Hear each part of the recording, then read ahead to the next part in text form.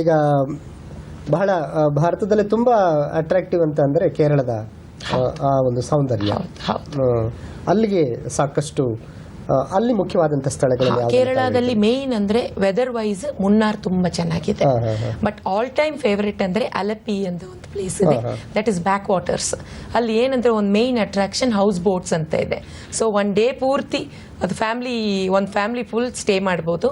House ಬೋಟೇ ಒಂದು ಮನೆ ತರ ಮಾಡಿದ್ದಾರೆ, ಒಳಗಡೆನೆ ಅಡಿಗೆ ಮನೆ ಇರುತ್ತೆ, ನಿಮ್ಗೆ ಏನ್ ಬೇಕೋ ಅಡಿಗೆ ಮಾಡಿ ಕೊಡ್ತಾರೆ. ಹೌಸ್ ಬೋಟ್ ಅಂತ, that is the main attraction of Kerala. Apart from beaches ಇದ್ದೇ ಇದೆ. ಮತ್ತೆ ಅದು ಬಿಟ್ರೆ ನಮ್ಮ ಇಂಡಿಯಾದಲ್ಲೇ ಅಂಡಮಾನ್ ನಿಕೋಬಾರ್ ಐಲ್ಯಾಂಡ್ಸ್ ಅಂತ ಇದೆ. ತುಂಬಾ ಜನಕ್ಕೆ ಏನಾಗಿದೆ ಅಂದ್ರೆ ಅಂಡಮಾನ್ ನಿಕೋಬಾರ್ ಐಲ್ಯಾಂಡ್ಸ್ಗೆ ಪಾಸ್ಪೋರ್ಟ್ ಬೇಕು, ಹೋಗಕ್ಕಾಗಲ್ಲ ಅಂತ.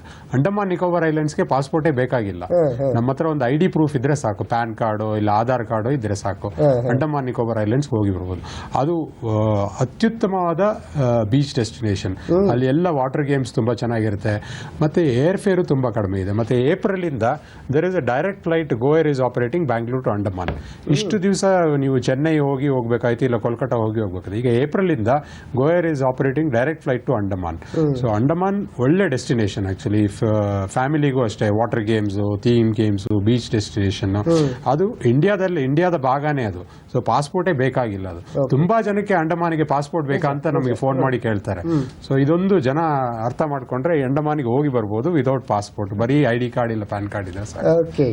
ಇನ್ನು ಸರ್, ಮೇಡಮ್ ಹೇಳ್ತಾ ಇದ್ರು, ತಾವು ಹೇಳಿದ್ರಿ ಅದನ್ನ, ಅಲ್ಲಿ ಪ್ರವಾಸೋದ್ಯಮಕ್ಕೆ ಬಹಳ ಉತ್ತೇಜನ ಇದೆ, ಹಾಗಾಗಿ ನಾವು ಈಸಿ ಆಗ್ತದೆ ಅರೇಂಜ್ ಮಾಡಲಿಕ್ಕೆ ಅಂತ ಹೇಳಿ.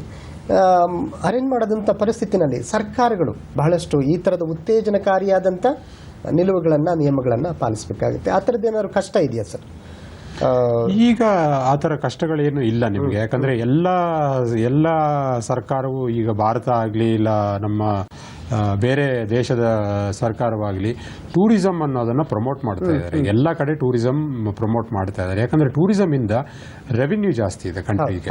ಫಾರಿನ್ ಎಕ್ಸ್ಚೇಂಜ್ ಅರ್ನಿಂಗ್ಸ್ ಅಂತ ಹೇಳ್ತಾರಲ್ಲ, that also is a major comes from the tourism promotion ಇಂದ. ಸೊ ಅದರಿಂದ ಎಲ್ಲ ಈಗ ನೋಡಿದ್ರೆ ಮೊದಲು ಭಾರತದಿಂದ ಟ್ರಾವೆಲ್ ಮಾಡಬೇಕಾದ್ರೆ ಬೇರೆ ಕಂಟ್ರೀಸ್ಗೆ ಎಲ್ಲ ಕಂಟ್ರಿಗೂ ವೀಸಾ ತಗೊಂಡೇ ಹೋಗ್ಬೇಕಾಗುತ್ತೆ. ಈಗ ಸುಮಾರು 80 ಕಂಟ್ರೀಸ್ ಆರ್ 90 ಕಂಟ್ರೀಸ್ಗೆ ನೀವು ವೀಸಾ ಅಂದ್ರೆ ವೀಸಾ ಆನ್ ಅರೈವಲ್ ಪ್ಲಸ್ ಕೆಲವು ಕಂಟ್ರಿ ವೀಸಾನೇ ಇಲ್ಲ, ನೀವು ಜಸ್ಟ್ ಏರ್ಪೋರ್ಟ್ ಅಲ್ಲಿ ಇಳಿದು ಸ್ಟ್ಯಾಂಪ್ ಮಾಡಿ ಹೋಗ್ತಾ ಇರ್ಬೋದು, ವೀಸಾ ಚಾರ್ಜಸ್ ಕೂಡ ಇಲ್ಲ. ಸೊ ಆ ತರ ವೀಸಾ ಫ್ರೀ ಮಾಡ್ತಾ ಇದ್ದಾರೆ ಈಗ. ಎಸ್ಪೆಷಲಿ ಮಿಸ್ಟರ್ ನರೇಂದ್ರ ಮೋದಿ ಅವರು ಬಂದ ಮೇಲೆ ಅವರಿಗೂ ಅಷ್ಟೇ, ಈಗ ಅಮೆರಿಕನ್ಸ್ ಆಗಲಿ ಕೆನಡಿಯನ್ಸ್ ಆಗಲಿ ಇಲ್ಲ ಬೇರೆ ದೇಶದವರಿಗೆ ಈ ವೀಸಾ ಫೆಸಿಲಿಟಿ ಮಾಡ್ತಾ ಇದ್ದಾರೆ. ಅವ್ರಿಗೂ ಇಂಡಿಯಾ ಬರೋದಕ್ಕೆ ಮೊದಲು ತುಂಬಾ ಕಷ್ಟ ಆಯಿತು ಈ ವೀಸಾ ಅಪ್ಲೈ ಮಾಡೋದು. ಈಗ ಭಾರತಕ್ಕೆ ಬರೋಕ್ಕೂ ಈ ವೀಸಾ ಫೆಸಿಲಿಟಿ ತುಂಬಾ ಈಸಿ ಆಗಿದೆ.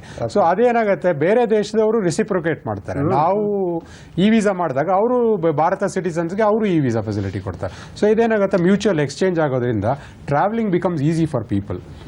ವೀಸಾ ಇದ್ದಾಗ, ವೀಸಾ ಫ್ರೀ ಇದ್ದಾಗ, ಈ ವೀಸಾ ಇದ್ದಾಗ it becomes very easy. Tourism promote ಆಗುತ್ತೆ, ಫಾರಿನ್ ಎಕ್ಸ್ಚೇಂಜ್ ಅರ್ನ್ ಆಗುತ್ತೆ, plus it becomes a chance for people also to visit various countries. Okay. ಇನ್ನು ಮುಖ್ಯವಾಗಿ ಮೇಡಮ್, ತಾವು ಈ ಸಂಸ್ಥೆಯನ್ನು ಶುರು ಮಾಡಿದ ನಂತರ ಸಾವಿರಾರು ಜನ ಇದರ ಪ್ರಯೋಜನ ಪಡ್ಕೊಂಡಿದ್ದಾರೆ. ಅದರಲ್ಲಿ ಯಾವುದಾದ್ರೂ ಒಂದು ಮರೆಯಲಾರದಂಥ ಯಾವುದಾದ್ರು ಒಂದು ಘಟನೆ ಇದೆಯಾ ನೀವು ಅರೇಂಜ್ ಮಾಡಿ ಅದು ಆ ಒಂದು ಸಂಸ್ಥೆನ ಮುನ್ನಡೆಸೋದಕ್ಕೆ, ಹೌದು ಇದನ್ನು ಇನ್ನೂ ಚೆನ್ನಾಗಿ ನಡೆಸಬೇಕು ಅಂತ ಹೇಳಿ ನಿಮಗೆ ಧೈರ್ಯ ಕೊಟ್ಟಂತ ಯಾವುದಾದ್ರೂ ಇನ್ಸಿಡೆಂಟ್? ಆಕ್ಚುಲಿ ನಮ್ಮ ಈ 6 years ಅಲ್ಲಿ ಎವ್ರಿ ಡೇ ಒಂದು ಲರ್ನಿಂಗ್ ಎಕ್ಸ್ಪೀರಿಯನ್ಸ್ ನಮಗೆ. ಸೊ ನಾವು ಕಲಿಯೋದೇ ಕಸ್ಟಮರ್ ಇಂದ.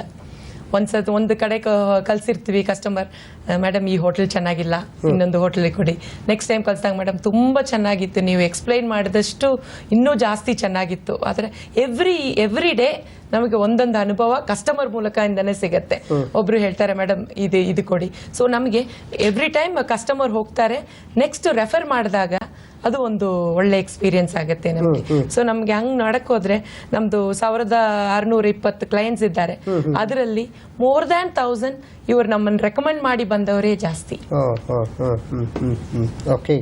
ಇನ್ನು ಇಲ್ಲಿ ನಮ್ಮ ಪ್ರಯಾಣಿಕರ ಅಥವಾ ಪ್ರವಾಸಿಗರ ಯೋಗಕ್ಷೇಮವನ್ನು ನೋಡ್ಕೊಳ್ಳೋ ಜೊತೆಗೇನೆ ಬಹಳಷ್ಟು ಇನ್ನೂ ಏನೇನೋ ಮಾಡಬೇಕು ಅನ್ನೋ ಕನಸುಗಳಿದೆ. ಯಾಕೆಂದರೆ ನಾನು ಆಗಲೇ ಹೇಳಿದ ಹಾಗೆ ಕನಸು ಕಾಡೋರು ಬಹಳ ಜನ, ಆದರೆ ಕಂಡ ಕನಸನ್ನು ನೆನಸು ಮಾಡೋವಂಥವ್ರು ಕಡಿಮೆ ಜನ. ಆ ಕಡಿಮೆ ಜನರ ಪಂಕ್ತಿಯಲ್ಲಿ ತಾವಿದ್ದೀರಿ ಅನ್ನುವಂಥದ್ದು ಬಹಳ ಪ್ರಶಂಸನೀಯವಾದಂಥ ವಿಚಾರ. ಹಾಗಾಗಿ ನಿಮ್ಮ ಸೇವೆ ಇನ್ನಷ್ಟು ಲಕ್ಷಾಂತರ ಜನಕ್ಕೆ ತಲುಪಲಿ ಎನ್ನುವಂಥ ಭರವಸೆಯೊಂದಿಗೆ ಇವತ್ತಿನ ಕಾರ್ಯಕ್ರಮವನ್ನು ಮುಕ್ತಾಯ ಮಾಡ್ತಿದ್ವಿ. ವೀಕ್ಷಕರು ಮತ್ತು ವಾಹಿನಿ ಪರವಾಗಿ ತಮ್ಮಿಬ್ಬರಿಗೂ ಕೂಡ ನಾನು ಧನ್ಯವಾದಗಳನ್ನು ಹೇಳ್ತಾ ಇದ್ದೀನಿ. ನಮಸ್ಕಾರ. ನಮಸ್ಕಾರ.